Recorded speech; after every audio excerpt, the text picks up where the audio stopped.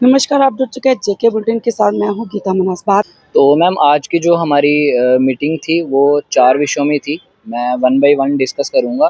सबसे पहले जो हमारी जो की पॉइंट था जो आज का वो था कि हमारा जे.एंड.के इस टाइम पे एक बीमारी के साथ जूझ रहे हैं हमारे डेयरी फार्मर्स, जिसका नाम है FMD, foot and mouth disease, जो कैटल्स में आती है, बफेलोज़ में आती है, भेड़-बकरी में आती है। और ये मैम काफ़ी डेडली बीमारी है जिसकी वजह से फार्मर्स का काफ़ी ज़्यादा नुकसान हो जाता है।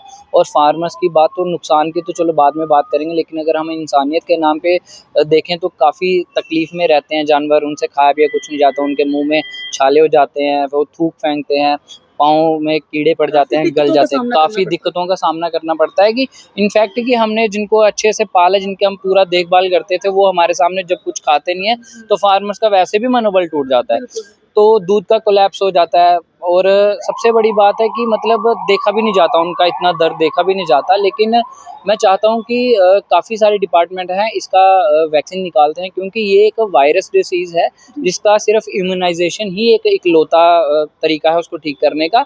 उसे हम उसका सिर्फ इम्यून सिस्टम स्ट्रॉन्ग कर सकते हैं। उसमें वैक्सीन्स आती हैं, काफ़ी सारे डिपार्टमेंट इसमें हेल्प करते हैं, वैक्सीन देते हैं। और काफ़ी अवेयर फार्मर हैं जो प्राइवेट कंपनी से भी खरीदते हैं, प्राइवेट मार्केट से।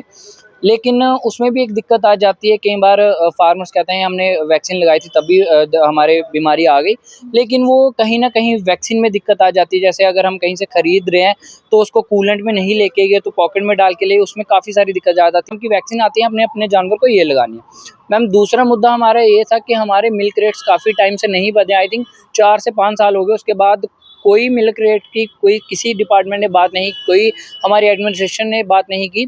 लेकिन उसके बाद हमारे फीड के रेट बढ़ गए, फॉडर के रेट बढ़ गए, साइलेज के रेट बढ़ गए, लेकिन दूध के रेट स्टिल वहीं पे हैं। दूसरा हमारा मुद्दा ये था। थर्ड मुद्दा ये था कि दूध के रेट मैम कैसे बढ़ेंगे जब हमारे पास एक ही कंपनी है यहाँ पे, जेकेएमपीसीएल।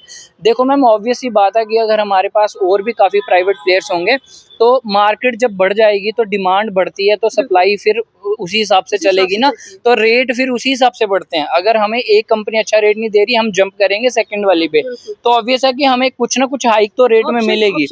तो हमारा ये थर्ड था कि हम काफ़ी सारी कंपनीज में ट्राई कर रहे हैं कि हमारे जम्मू में आए, वो अपना यहाँ पे प्लांट इंस्टॉल करें ताकि हमारे फार्मर्स उसका फ़ायदा ले सके। और चौथा जो हमारा एक बड़ा ही कंफ्यूजिंग काफ़ी टाइम से एक मुद्दा है, जिसके लिए हमें काफ़ी सारे कॉल्स आते हैं हमारे फार्मर्स के कि यार आपके एसोसिएशन के 2 ग्रुप बन गए हैं, तो हम किस साइड जाएं, हमें वो नहीं पता चलता है। मैं उन फार्मर्स को बताना चाहता हूं कि किसी भी बहकावे मत आएँ, क्योंकि जो एक हमारे पैरेलल एक ग्रुप चल रहा है, वो कुछ हमारे प्रेसिडेंट से पहले श्री संदीप सिंह चिप जी, कुछ मिसहैपनिंग की वजह से हमारे एक एग्जीक्यूटिव बॉडी ने डिसाइड किया कि उनको प्रेसिडेंटशिप से उतारा। तो एक एसोसिएशन है, तो मैंने अभी कॉन्फ्रेंस में जूम करके एक वो डॉक्यूमेंट पेश किया जो उन्हीं के ग्रुप का है।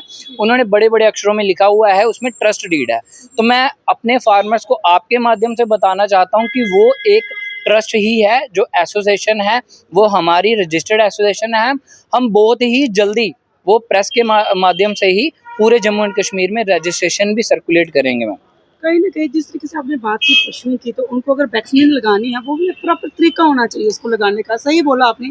आप पॉकेट में डाल के लेके जाएँगे, उनको लगाएँगे, तो उस चीज़ का तो कोई फ़ायदा नहीं होगा। तो बिल उसकी प्रॉपर एक प्रोसीजर होता है उसका भी। उसी के चलते आपको गवर्नमेंट की तरफ से भी ये प्रोवाइड की जाती है चीज़ें। जी मैम, हमें गवर्नमेंट की तरफ से प्रोवाइड की जाती हैं वैक्सीन्स भी, डिपार्टमेंट लगाने आता है। लेकिन कहीं न कहीं मैम फार्मर्स इतने ज़्यादा होते हैं, एनिमल्स इतने ज़्यादा होते हैं कि डिपार्टमेंट को भी एग्जैक्ट नंबर्स पता नहीं होते, तो कई बार उनके पास भी शॉर्टेज हो जाती है। तो मैं एडमिनिस्ट्रेशन से यही दरख्वास्त करूँगा कि डिपार्टमेंट को आप एक पर्टिकुलर स्टाफ दें, सफिशिएंट स्टाफ दें, ताकि वो जल्दी से जल्दी फार्मर्स तक पहुँचे। कई बार तो मैम पहुँचते भी नहीं है। मान लो कि अगर बीमारी आउटब्रेक हो चुकी है, उसका फ्लो इतना ज़्यादा है कि उनके पास स्टाफ इतना कम होता है कि वो एक जगह से दूसरी जगह पहुंचने में भी उनको टाइम लगेगा।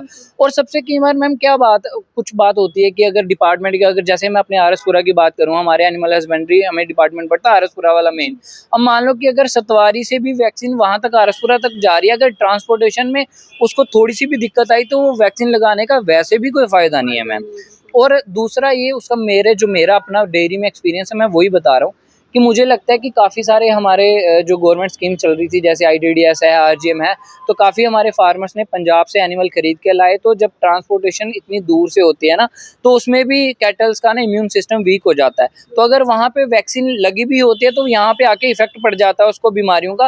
वो उसका यही रीज़न है कि उसकी इम्यून सिस्टम वीक हो गया होता है। तो मैं अपने फार्मर्स को आपके माध्यम से यही अवेयर करना चाहता हूँ कि अगर आप पंजाब से भी कहीं से भी जानवर ला रहे हैं तो उसको 2-4 दिन रेस्ट करवा के आप अपने लेवल पे भी उसको एक बार वैक्सीन कर दें, ताकि आपको कोई भी बीमारी से जूझना ना पड़े बाद में। क्योंकि बीमारी की बात करें अगर, तो वो बीमारी आप तक भी पहुंच सकती है, क्योंकि आपने तो पूरा दिन उन्हीं के साथ बिताना है। जी मैम, बिल्कुल ये हमें भी आती है। तो मैं मतलब अगर हम पूरा उनके साथ रहते हैं, अगर मान लो कि अगर हम उनको कोई मेडिसिन दे रहे हैं, अब वो बीमार है, अपनी मर्जी से तो खा नहीं सकते, तो हमें उनके मुंह में डालनी पड़ती है। तो अब अगर हम उनके मुंह में हाथ डाल रहे हैं और उसका सलाइवा जब हमारे हाथों को लग रहा है, अगर हम वही अपने मुंह में लगा रहे हैं, तो कहीं ना कहीं वायरस हमें भी इफेक्ट करेगा। तो मैं अपने फार्मर्स को ये भी बताना चाहता हूँ कि अगर आप अपने अपने कैटल्स के साथ जूझ रहे हैं, अपना भी जब जाते हैं तो अपने आप को सैनिटाइज करें अच्छे से, क्योंकि आपके घर पे छोटे बेबीज हो सकते हैं, प्रेग्नेंट वुमेन्स हो सकती हैं, तो कहीं ना कहीं ये उनके इम्यून सिस्टम पे भी काम करती है बीमारी। ये काफ़ी डेडली बीमारी है। बहुत बहुत शुक्रिया सर बात करने के लिए। तो आप देख सकते हैं, अगर आपने पशु घर पे रखे हैं तो प्रॉपर तरीके से वैक्सीन करवाएं, और अपनी जान भी आप जोखिम में डालते हैं इस चीज़ से लेके।